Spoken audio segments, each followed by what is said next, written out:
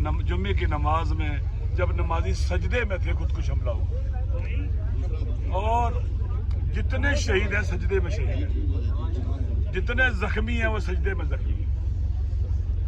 آپ دیکھ لیں اسلام آباد کے اندر جو پایا تخت ہے پاکستان کا، یہاں پر سیکورٹی کا یہ حال ہے، سیکورٹی بریچ ہوئی ہے۔ حالانکہ میرا ماننا، میرا ایمان ہے پاکستان کی فورسز بہترین سیکورٹی دے سکتی ہے اگر ان کی توجہ سیکورٹی پر ہو تو۔ یقین کر لیں کوئی بھی آگے نہیں بڑھ سکتا، نہیں آ سکتا۔ توجہ اگر سیکورٹی پر نہ رہے، پولیٹیکل ورکر کے پیچھے لگے رہے آپ، وہ بیچارے جو بے ضرر ہیں، جو اس ملک کی سیاسی زندگی کی حیات ہے، علامت ہے۔ جس ملک کے اندر سیاست مر جاتی ہے اس ملک کی سافٹ پاور مر جاتی ہے، لوگ لا تعلق ہو جاتے ہیں، ملک تباہ ہو جاتے ہیں۔ کوئی بھی ملک کے ساتھ خدا نخواستہ کوئی نقصان کا خطرہ ہوا، کہتے ہیں الگ ہو جاتے ہیں، جو مرضی آپ کر لیں۔ ملک سیاسی زندگی، سیاسی ایکٹیویٹیز، احتجاج جسے آپ کہتے ہیں، ظلم کے خلاف احتجاج، ناانصافی کے خلاف احتجاج، لا قانونیت کے خلاف احتجاج۔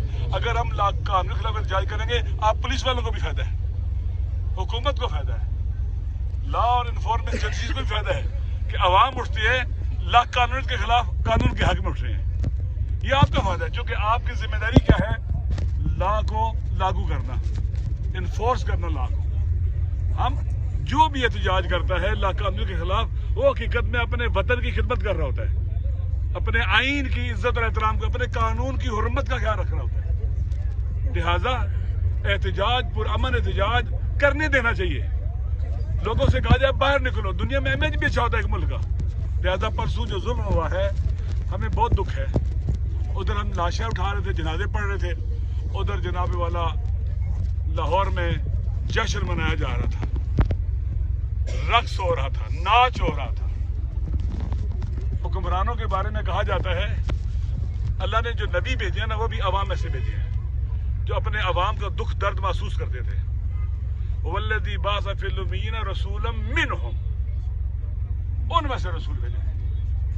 حکمران اگر عوام میں سے ہوں گے نا، یہ ظلم نہیں ہوں گے۔ پھر عوام جن کا یہ ملک ہے، نہ ایلیٹ، نہ ایلیٹ بے رحم ایلیٹ، نہ جو اپرچونسٹ ایلیٹ ہے، وہ نہیں۔ اچھے انسان جب حکومت کریں گے وہ آگے آئیں گے، ان کو آنے کا موقع دیا جائے گا۔ لہذا ہم اس ظلم کے خلاف جو زیادتی ہے، اور حکمرانوں کو چاہیے تھا کہ یہ ان کو، ان کے جنازوں کو اکٹھا کرتے، اعلان کرتے، سپورٹ کرتے، نہ کہ جنازوں کو ایک ایک کر کے ڈسپیچ کرو۔ سارے ہوتے، سارے ہم مسلمان سارے پاکستان کے جنازوں میں شریک ہوتے، حکمران ہوتے، اور قاتلوں کو یہ پیغام جاتا کہ تم ہمیں آپس میں نہیں بانٹ سکتے ہو، ہم سارے، تم جتنا ظلم کرو گے ہم اتنا اکٹھے ہوں گے انشاءاللہ۔ لہذا انہوں نے کیا کیا ہے؟ جنازے لے جاؤ، جنازے اٹھاؤ، لے جاؤ لے جاؤ لے جاؤ، یا اللہ۔ اور پتہ ہے مرے کون ہے، شہید کون ہوئے؟ اکثریت یونیورسٹی کے اسٹوڈنٹس کی ہے، یونیورسٹی کے اسٹوڈنٹس کی، جو دور دراز سے آئے ہوئے تھے، یہاں پڑھ رہے تھے۔ پتہ نہیں والدین کس طرح سے پیسے اکٹھے کر کے ان کو پڑھا رہے تھے۔ BS کے بچے تھے، سگے 2 بھائی شہید ہیں، 3 شہید ہیں، فیملی کی فیملیاں اجڑ گئی ہیں۔ ایک آدمی، اس کے 2 بیٹے، دونوں مارے گئے، شہید ہو گئے۔ گھروں کے رشتہ دار ملا کے 6 شہید ہیں۔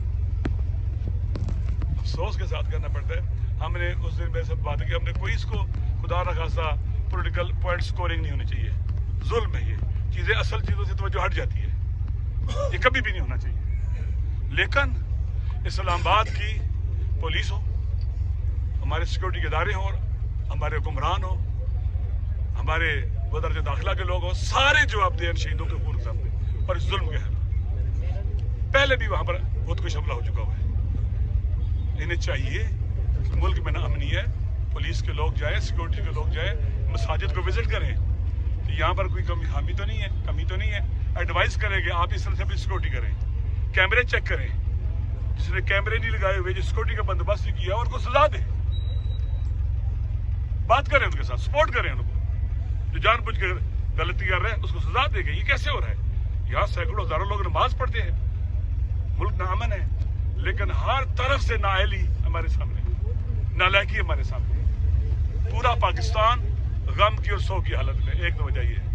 دوسری وجہ ہم یہاں کیوں ہیں 24 فروری کو 2024 کو 8 فروری کو پاکستان کے. دیکھیں قرآن نے بھی انسانوں کو حق کے انتخاب دیا ہے.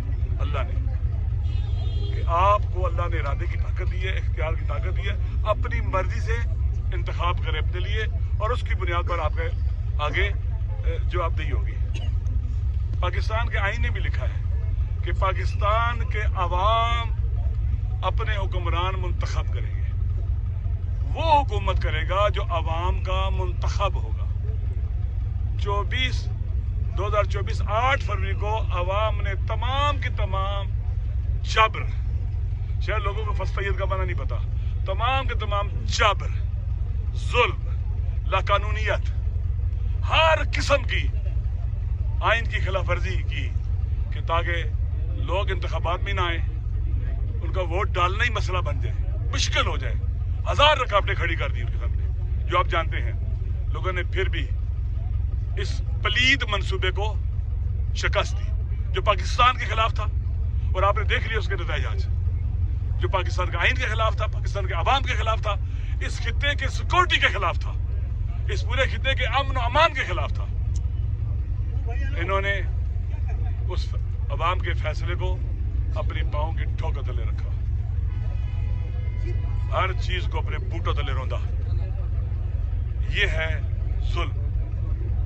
ہم اس کے لیے نکلے ہیں اور انشاءاللہ ہمارا عہد ہے، ہم جب تک زندہ ہیں نہ 8 فروری کو بھولیں گے، نہ 26 نومبر کو بھولیں گے، نہ ہمارے شہداء جب کلیکٹیولی مارے گئے ہیں ہم نہیں بھولیں گے. ہم مسجد خدیجہ الکبریٰ کے شہداء کو بھی نہیں بھولیں گے انشاءاللہ. پاکستان پورے کے شہیدوں کو نہیں بھولیں گے. اپنے بیٹے جو وطن کے بیٹے ہمارے شہید ہوئے ہیں اس وطن کی حفاظت میں، ہم ان کو بھی نہیں بھولیں گے. ہم سب ایک ہیں.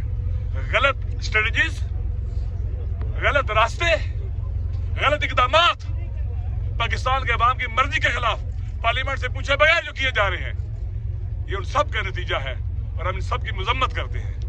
جو بھی اس ظلم میں شریک ہے، اللہ نے قرآن میں کہا ہے لعنت اللہ علی الظالمین، ظالموں پر اللہ کی لعنت ہے.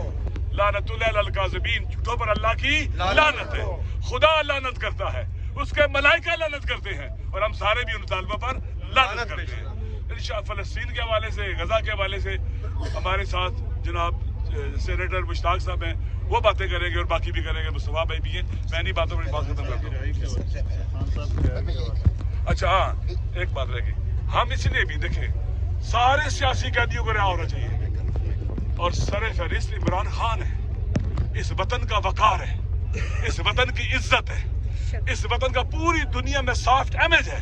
اس کی وجہ سے پاکستان کی کوئی اچھائی دنیا کو نظر آتی ہے. باقیوں کے سیاہ اور مکروہ چہروں سے ان کو بیکاری پاکستان، حقیر پاکستان، لاقانونیت والا پاکستان، فرسودہ پاکستان نظر آتا ہے. لہذا عمران خان کو آزاد ہونا چاہیے، سارے سیاسی قیدیوں کو آزاد ہونا چاہیے. ہم اسی لیے بھی نکلے.